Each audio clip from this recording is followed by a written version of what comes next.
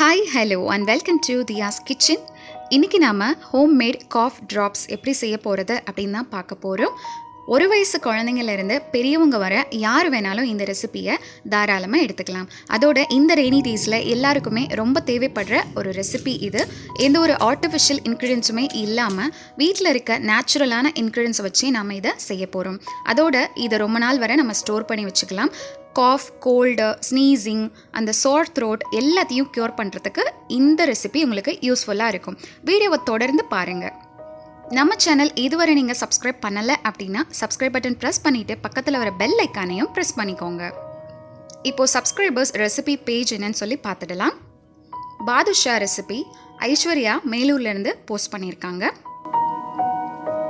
Mysore pak recipe Kavya Sri மதுரையிலேருந்து post பண்ணியிருக்காங்க.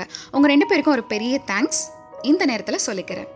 இப்போ வாங்க ரெசிபிக்குள்ளே போகலாம்.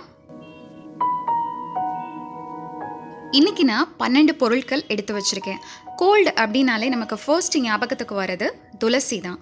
துளசி, இஞ்சி, கற்பூரவல்லி இதெல்லாம் தான் நமக்கு ஞாபகத்தில் வரும். இந்த மாதிரி சில இன்க்ரீடியன்ஸை நான் எடுத்து வச்சுருக்கேன். அது எல்லாத்தையும் உங்களுக்கு எக்ஸ்பிளைன் பண்ணுறேன். வீடியோவை ஸ்கிப் பண்ணாமல் பாருங்கள். இப்போது துளசி கொஞ்சம் கையளவு எடுத்து வச்சுருக்கேன். கற்பூரவல்லி எடுத்து வச்சுருக்கேன். கற்பூரவல்லினா உங்களுக்கு தெரியும்ல, ஓமவல்லின்னு கூட சொல்லுவாங்க. இந்த மாதிரி கனமான இலையாக இருக்கும். இது எல்லாத்தையும் நல்லா அலசிட்டு எடுத்து வச்சுருக்கேன். இது கூட நீங்கள் தூதுவலை, வெத்தலை இதெல்லாம் கூட சேர்த்துக்கலாம். கூட பெப்பர் எடுத்து வச்சுருக்கேன். இன்றைக்கி நம்ம எடுத்துருக்க இன்க்ரீடியன்ஸ் எல்லாத்துக்குமே எந்த குவான்டிட்டி லெவல் அப்படின்றது தேவை கிடையாது. உங்களுக்கு காரத்துக்கு ஏற்ற மாதிரி பெப்பர் சேர்த்துக்கோங்க. 2 ஏலக்காய் எடுத்து வச்சுருக்கேன். நான் இன்றைக்கி ஏலக்காய் நமக்கு இருமல் வராமல் தடுக்கும். அதுக்காக ஏலக்காய் எடுத்து வச்சுருக்கேன். பட்டை எடுத்து வச்சுருக்கேன். பட்டை சளி தொந்தரவுக்கு ரொம்ப ரொம்ப இம்பார்ட்டண்ட்டான ஒரு இன்க்ரீடியண்ட். பட்டை ஒரு சின்ன துண்டு எடுத்து வச்சுருக்கேன். கூட லவங்கம், அதாவது கிராம்புன்னு சொல்லுவோம் இல்லையா, க்ளோவ்ஸ், அதுதான் எடுத்து வச்சுருக்கேன். இது அதிமதுரம்னு சொல்லுவாங்க, லிக்கோரைஸ். இது ஒரு மரப்பட்டை மாதிரி இருக்கும். நமக்கு நல்ல வாசனையாக இருக்கும். ஸ்கின் பெனிஃபிட்ஸுக்கும் ரொம்ப யூஸ்ஃபுல்லாக இருக்கும். அதோட கோல்டு போகிறதுக்கும் ரொம்ப யூஸ்ஃபுல்லாக இருக்கும். இது ஒரு இன்ச் அளவுக்கு எடுத்து வச்சுருக்கேன். கூட சித்தரத்தை எடுத்து வச்சுருக்கேன். ஆல்பீனியா கேலங்கா அப்படின்னு சொல்லுவாங்க இங்கிலீஷில். இந்த சித்தரத்தையும் கோல்டுக்கு ரொம்ப ரொம்ப ஒரு இம்பார்ட்டண்ட்டான ஒரு இன்க்ரீடியண்ட். இஞ்சி எடுத்து வச்சுருக்கேன். இஞ்சி தோல் சீவிட்டு ஒரு இன்ச் அளவு எடுத்திருக்கேன். இஞ்சி சேர்க்க விருப்பம் இல்லைன்னா நீங்கள் சுக்கு கூட சேர்த்துக்கலாம் இதே அளவுக்கு. ஹனி எடுத்து வச்சுருக்கேன். நீங்கள் சுத்தமான ஹனியாக இருக்கட்டும், தேன் இருக்கட்டும், எது வேணாலும் நீங்கள் எடுத்துக்கலாம். கடையில் வாங்கினதாக இருக்கட்டும் எடுத்துக்கலாம். நான் கடையில் வாங்கினது தான் இன்றைக்கி எடுத்து வச்சுருக்கேன். லெமன் எடுத்திருக்கேன். லெமனில் ஒரு 5-6 ட்ராப்ஸ் தான் நம்ம விட போகிறோம். இது பனங்கல்கண்டு. பனங்கல்கண்டு நல்லா இந்த மாதிரி இருக்கும் இல்லையா, தமிழ் மருந்து கடையில் பியோர் பனங்கல்கண்டு கிடைக்கும். நான் இன்றைக்கி பவுடர் பண்ணி வச்சுருக்கேன். யூஸ்வலாகவே நான் என் குழந்தைக்கு பவுடர் பண்ணது தான் நான் போடுவேன். ஏன்னா கரையிறதுக்கு ரொம்ப ஈஸியாக இருக்கும். இந்த மாதிரி கல்லுக்கெல்லாம் இருந்துச்சுன்னா கரையிறதுக்கு ரொம்ப கஷ்டமாக இருக்கும்னு வாங்கின உடனே நல்லா மிக்சர் ஜாரில் போட்டு பவுடர் பண்ணி வச்சுப்பேன். அதுதான் எடுத்து வச்சுருக்கேன் இன்றைக்கி. இது எதுலேயுமே ஒரு ப்ராப்பரான குவான்டிட்டின்றது கிடையாது. நம்ம ஏற்ற அளவு தான் நான் எடுத்து வச்சுருக்கேன். நம்ம பிளேட்டில் வச்சுருந்தோம் இல்லையா, அந்த எல்லா இன்க்ரீடியன்ஸையும் ஒரு மிக்சர் ஜாரில் ஆட் பண்ணிக்கலாம். இந்த இஞ்சி, சித்தரத்தை, அதிமதுரம் மட்டும் கொஞ்சம் கனமாக இருக்கும். அப்படின்றதுனால லைட்டாக தட்டிட்டு நல்லா க்ரஷ் பண்ணிவிட்டு இந்த மாதிரி ஆட் பண்ணிக்கோங்க. அதிமதுரம்லாம் லைட்டாக தட்டினீங்கனாலே இந்த மாதிரி பட்டையாக வந்துடும். சித்தரத்தை பெருசாக எடுத்து வச்சுருந்தேன்ல, அதில் 1 இன்ச் அளவு தான் நான் எடுத்து வச்சுருக்கேன். தட்டிட்டு எடுத்து போட்டிருக்கேன். மீதத்தை வச்சுட்டேன். அதை நான் யூஸ் பண்ணலை, ஏன்னா ரொம்ப சேர்த்தோன்னா ரொம்ப காரமாக இருக்குன்றதுனால 1 இன்ச் அளவு சேர்த்துக்கிட்டேன். இஞ்சியும் தட்டிட்டு சேர்த்துக்கிட்டேன். கூட கொஞ்சமாக தண்ணி சேர்த்துக்கிறேன். நிறையா தண்ணி சேர்த்துறாதீங்க, கொஞ்சமாகவே தண்ணி சேர்த்துக்கோங்க. சேர்த்துட்டு இது எல்லாத்தையும் நல்லா ஸ்மூத் பேஸ்ட்டாக அரைச்சி எடுத்துக்கலாம். இதை ஒரு பவுலில் ஃபில்டர் பண்ணி ஒரு ஓரமாக எடுத்து வச்சிடலாம். லேட்டர் பர்பஸ்க்கு நம்ம இதை யூஸ் பண்ணிக்கலாம். நல்லா ஒரு ஸ்பூன் வச்சு நல்லா அழுத்தி விட்டிங்கன்னா எல்லா எக்ஸ்ட்ராக்டும் நல்லா வந்துடும். இப்போது ஒரு சாஸ் பேனில் தேவையான அளவு பனங்கல்கண்டு சேர்த்துக்கிறேன். பனங்கல்கண்டு அப்ராக்சிமேட்டாக ஒரு 100 கிராம்ஸ் சேர்த்துக்கலாம். அதுக்கும் மேலே சேர்த்தா வெறும் இனிப்பு மட்டும்தான் இருக்கும். ஸோ அதனால் ஒரு 100 கிராம்ஸ் சேர்த்துக்கோங்க. ஜாஸ்தியாக செய்கிறீங்க அப்படின்னா அது டபுள் த அமௌண்ட் பண்ணிக்கோங்க. இப்போ தான் அடுப்பை ஆன் பண்ணுறேன். ஸ்டவ்வில் நீங்கள் பேன் வச்சுட்டிங்க அப்படின்னா சூடாயிடும். பனங்கல்கண்டு சேர்த்திங்க அப்படின்னா ஒட்டிக்கும். ஸோ பனங்கல்கண்டை ஆட் பண்ணிவிட்டு அதுக்கப்புறம் அடுப்பை ஆன் பண்ணுங்கள். கொஞ்சமாக அது மூழ்கிற அளவுக்கு மட்டும் தண்ணி சேர்த்து நல்லா கரைச்சி விட்டுட்டேன். இப்போது இது பொங்கி வருது இல்லையா, இப்போ நம்ம ஆஃப் பண்ணிவிட்டு இதை ஃபில்டர் பண்ணிக்கலாம். இந்த மாதிரி நம்ம ஃபில்டர் பண்ணிட்டோம் அப்படின்னா நமக்கு தூசி கல் மண் எல்லாமே வந்துட்டு நமக்கு எக்ஸ்ட்ராக்ட் ஆகிடும். சில்வர் வடிகட்டி யூஸ் பண்ணிக்கோங்க, பிளாஸ்டிக் வடிகட்டி வந்து அவாய்ட் பண்ணிக்கோங்க. இப்போது நம்ம ஆல்ரெடி வந்து வடிகட்டி வச்சுருந்தாலும் அந்த எக்ஸ்ட்ராக்ட் அதையும் ஆட் பண்ணிக்கலாம். ஆட் பண்ணிவிட்டு நல்லா கலந்து விட்டுக்கோங்க. இப்போது நான் ஒரு பேன் அடுப்பில் வச்சுருக்கேன், அதில் நம்ம கலந்து வச்சுருந்த அந்த மிக்சரை ஆட் பண்ணிக்கிறேன். இது வந்து நல்லா கலந்து விட்டுட்டு இது ஒரு கொதி வர வர வெயிட் பண்ணலாம். நல்லா இது எல்லாமே நல்லா கொதிச்சு நல்லா வத்தி வரும். ஸோ அது வரை நம்ம வெயிட் பண்ணணும். அப்பப்போ வந்து கலந்து விட்டுட்டே இருங்க. இந்த மாதிரி நல்ல ஒரு திக்கான கன்சிஸ்டன்சி நமக்கு கிடைக்கும்.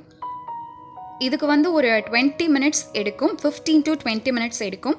இந்த மாதிரி திக் ஆயிடுச்சு அப்படின்னு உங்களுக்கு தெரிஞ்சிட்டாலே நீங்கள் வந்து ஒரு 5 to 6 ட்ராப்ஸ் வந்து லெமன் ஜூஸ் ஆட் பண்ணிக்கோங்க. இப்போ நான் தேன் ஆட் பண்ணிக்க போகிறேன். நம்ம எடுத்து வச்சுருந்தோம்ல தேன், அதில் 1 ஸ்பூன் ஆட் பண்ணிக்கிறேன். தேவையான அளவுக்கு நீங்கள் தேன் ஆட் பண்ணிக்கலாம். தேன் வந்து நம்ம ஆட் பண்ணிவிட்டு ரொம்ப நேரம் கொதிக்க விடக்கூடாது.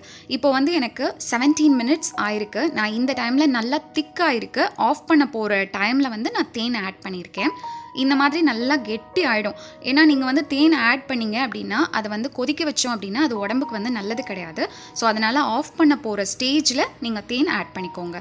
இந்த மாதிரி ஒரு பவுலில் தண்ணி எடுத்துக்கோங்க. அதில் ஒரு 2-3 ட்ராப்ஸ் எடுத்து இந்த மாதிரி விட்டு பார்த்தீங்க அப்படின்னா அந்த பதம் வந்து நமக்கு நல்லா உருட்டுறதுக்கு வரும். நல்லா பால் ஷேப்பில் நமக்கு கிடைக்கும். நல்ல ஷேப். அதுதான் வந்து கன்சிஸ்டன்சி. அந்த டைமில் நம்ம அடுப்பை ஆஃப் பண்ணிடலாம். இதுக்கும் மேலே வச்சுருந்தீங்க அப்படின்னா ஸ்மெல் மாறிடும், ரொம்ப கருப்பாயிடும், நல்லா இருக்காது அது. இப்போது இதை போட்டு பார்த்தீங்கன்னா இந்த மாதிரி சவுண்டு வரும் நமக்கு. அவ்வளோதான், நம்மளுடைய ஹோம்மேட் காஃப் ட்ராப்ஸ் கேண்டி சூப்பராக ரெடி ஆகிடுச்சு. இப்போது இதை வந்து ஒரு பட்டர் பேப்பரில் நீங்கள் ஆட் பண்ணிக்கலாம். இந்த மாதிரி சின்ன சின்ன ட்ராப்ஸாக வச்சுக்கலாம். இல்லையா உங்ககிட்ட வந்து மோல்ஸ் இருக்கும்ல, இந்த டெடி பேர் மோல்ஸ், அப்புறம் ஹார்ட் இன் ஷேப் மோல்ஸ், இதில் எல்லாம் கூட நீங்கள் ஆட் பண்ணி நீங்கள் ஒரு டிஃப்ரெண்ட்டான ஒரு ஷேப்ஸ் வந்து நீங்கள் கொண்டு வரலாம். சிலிக்கான் மோல்ஸ்ன்னு சொல்லுவாங்க இல்லையா, அதில் நீங்கள் ஆட் பண்ணிக்கலாம். சப்போஸ் உங்ககிட்ட பட்டர் பேப்பர், பார்ச்மெண்ட் பேப்பர் இல்லை, மோல்டும் இல்லை அப்படின்னா ஒரு சில்வர் பிளேட்டில் லைட்டாக க்ரீஸ் பண்ணிக்கோங்க. ரொம்ப க்ரீஸ் பண்ணிடாதீங்க, ஆயில் வச்சு அப்புறம் மெல்ட் ஆகிடும். லைட்டாக க்ரீஸ் பண்ணிவிட்டு இந்த மாதிரி ஷேப்ஸ் வந்து நீங்கள் எடுத்து வச்சுடுங்க. ஒரு 15 மினிட்ஸ்க்கு அப்புறம் நான் எடுத்து பார்க்குறேன். நல்லா எடுக்க வந்துருச்சு. நார்மல் ரூம் டெம்பரேச்சர்லேயே நீங்கள் இதை வைக்கலாம். இப்போ இது வந்து நமக்கு ஒட்டாமல் இருக்கிறதுக்காக பவுடர்ட் சுகர் வந்து மேலே தூவி விட போகிறேன். நம்ம ஒயிட் சுகர் இருக்குல்ல, அந்த மிக்சர் ஜாரில் போட்டு நல்லா பவுடர் பண்ணி வச்சுருக்கேன். அதை தான் இது மேலே வந்து தூவி விட்டுட்டு எடுத்தோன்னா ரொம்ப ஈஸியாக வரும் நமக்கு. அதோட இதை நம்ம ஸ்டோர் பண்ணி வச்சுக்க போகிறோம். ஸோ இது வந்து நமக்கு ஸ்டிக்கியாக இருக்கக்கூடாது, அதனால பவுடர்ட் சுகர் ஆட் பண்ணுறோம்.